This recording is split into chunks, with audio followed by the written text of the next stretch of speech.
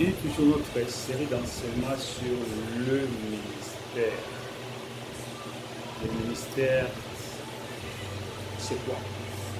Le ministère, c'est un appel, c'est Dieu qui appelle quelqu'un. Le ministère, la Bible nous dit que Dieu nous a prédestinés avant la fondation du monde. C'est-à-dire que toute personne qui est appelée à servir Dieu a été dans le sein du Père avant la fondation du monde. Il a été prédestiné avant la fondation du monde. Il a reçu le ministère avant la fondation du monde. Avant même de venir dans les seins de sa mère, Dieu l'a connaissait. Avant de venir, de naître sur la terre, Dieu lui avait déjà établi pasteur, prophète, évangéliste, docteur, apôtre. Donc, les ministères, ce n'est pas quelque chose que tu viens apprendre ça à l'école, non. Mais c'est vrai que les ministères, c'est taille, c'est façon. Oui, tu as les ministères, il faut la parole de Dieu, il faut la vie de la prière, hein, pour faire que la chose que tu as reçue, la grâce de Dieu qui est avec toi, puisse se manifester. Donc, tu as besoin d'un chien de Gamaliel pour accéder au ministère, pour une bonne formation dans le ministère.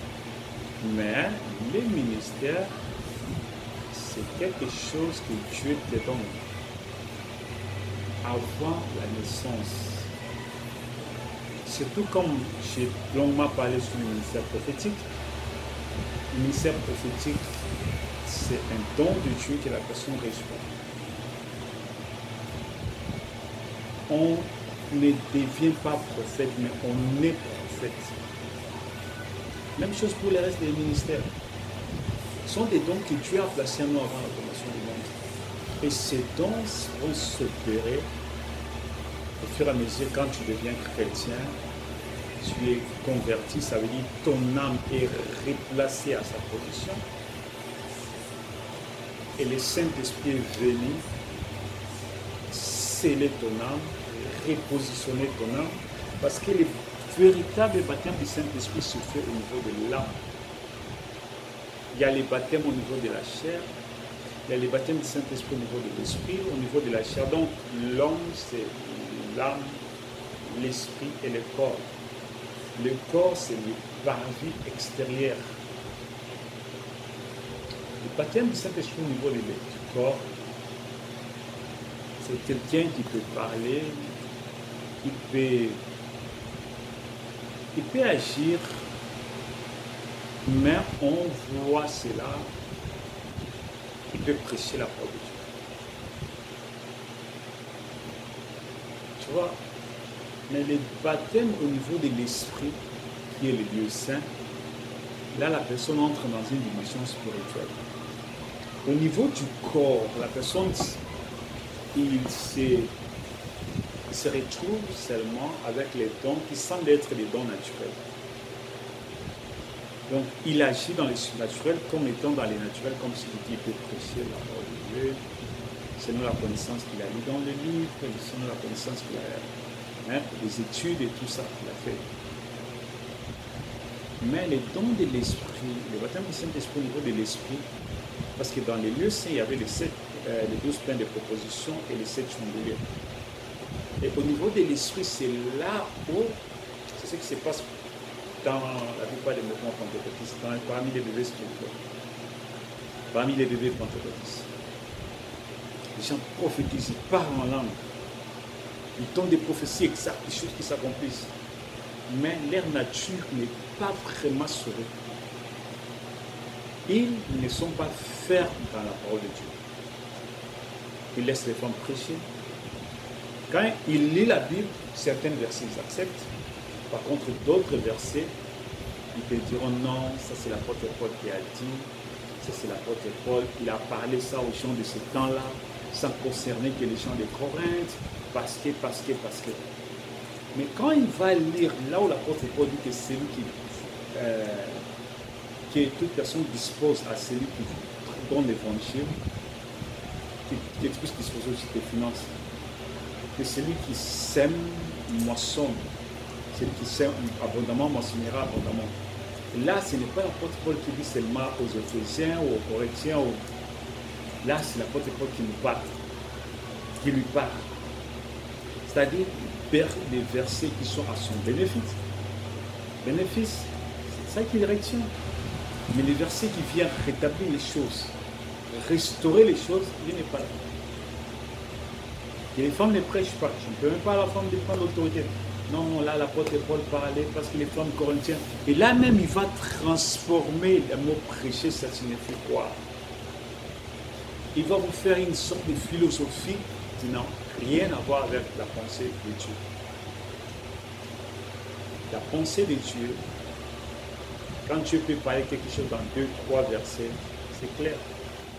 Ça ne change pas. Aujourd'hui, les gens cherchent à prendre leur doctrine, à influencer la Bible. Ils interprètent la Bible selon leur doctrine. Il y a beaucoup de religions comme ça, il y a beaucoup des églises comme ça, qui interprètent la Bible selon leur doctrine. Au lieu d'interpréter la Bible selon la pensée de Dieu, ils ramener leur doctrine dans la Bible, non, ils ramènent la Bible dans leur doctrine. Ils interprètent toute pensée biblique selon la pensée de leur doctrine. J'ai parlé avec un frère, il me parlait, c'est une doctrine que j'ai connue il y a longtemps, où les gens n'ont pas de respect. J'appelle ça souvent comme ça, ce sont des gens qui n'ont pas de respect. Ils doivent s'appeler seulement frère. On ne peut pas appeler quelqu'un pasteur. On ne peut pas appeler père spirituel. Nous avons un seul père, Dieu, c'est vrai, Dieu est notre père. Mais le Dieu qui est notre père veut aussi qu'il y ait respect de ses serviteurs.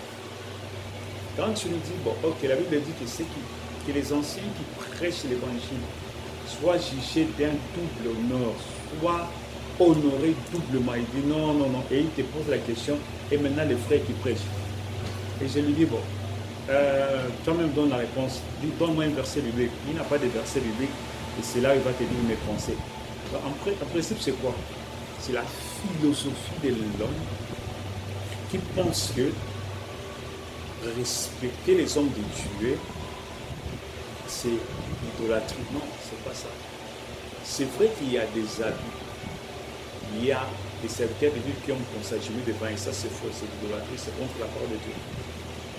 Moi-même, j'ai déjà assisté à un prédicateur qui prêchait, il demandait aux fidèles de se prosterner devant lui. Il faisait allusion à Élie dans l'Ancien Testament. Hein?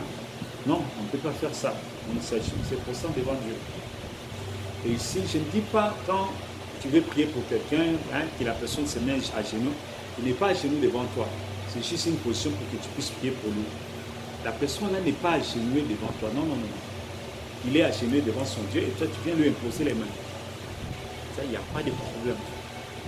Alors, c'est une sorte de religiosité où les gens n'ont pas de respect. Appelons-nous tous frères. C'est vrai, nous tous nous sommes frères, nous sommes égaux. Mais Dieu a suscité parmi nous. Et ces gens-là, la Bible les dit, ils méritent le respect. La Bible dit, si tu reçois un prophète en qualité de prophète, tu auras la bénédiction prophétique d'un prophète. Ça veut dire aussi que si tu reçois un pasteur en qualité de pasteur, tu auras. La Bible dit qu'étant monté à haut, il a fait les autres comme pasteurs, comme il mérite un respect. Les respects, il mérite le respect. Bien qu'il y a des abus, il y a une abusivité, ça ne change rien. Ceux qui abusent, ils seront jugés à côté de toi, ils rendront compte de ça. Mais nous restons dans la ligne droite. Restons au milieu du village. Restons au milieu de la route. Gardons l'esprit du texte tel que Dieu a dit. L'esprit et la pensée de Dieu tel que c'est scripturé dans ces versets-là. Dieu a dit, il mérite le respect, il mérite le respect. Si tu respectes un homme de Dieu, son Dieu te bénira. Je ne parle pas, c'est vrai, j'ai dit, il y a des abus. Il y a des gens, ils viennent, ils prêchent comme ça, ils te voient bien habillé, ils te donnent une prophétie, et puis ils te diraient que non, Dieu m'a dit, donne-moi cet habit.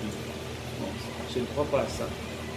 Je ne crois pas à ça. Ça, c'est juste du vol. Ça, c'est juste simple vol. Je ne crois pas ça. Je ne parle pas de ça. Mais je parle de respect des noms de Dieu selon la parole de Dieu. Le respect des noms de Dieu ne veut pas dire que tu es sœur, le frère va t'appeler dans sa chambre et dire que non, j'ai une révélation. Oh, il va te déshabiller. Non, ça c'est faux. Ça, ce n'est plus Dieu, c'est le diable. Il faut mettre ça de côté, il faut la chasser. Si ça sort de l'ordinaire, qui est la parole de Dieu, il faut la chasser. N'ayez pas peur de qui que ce soit quand il est hors de la parole de Dieu. Non, non, non, non, non, non. La Bible dit, si quelqu'un prophétise, c'est que la chose s'accomplit. Mais que la chose, la personne vous amène hors la parole de Dieu, qu'est-ce que la Bible dit? Chassez-le. C'est Dieu qui vous met à la prière. Donc, veuillez suivre dans cette série les ministères, l'enseignement que Dieu bénisse richement. Veuillez me suivre dans les prochaines vidéos.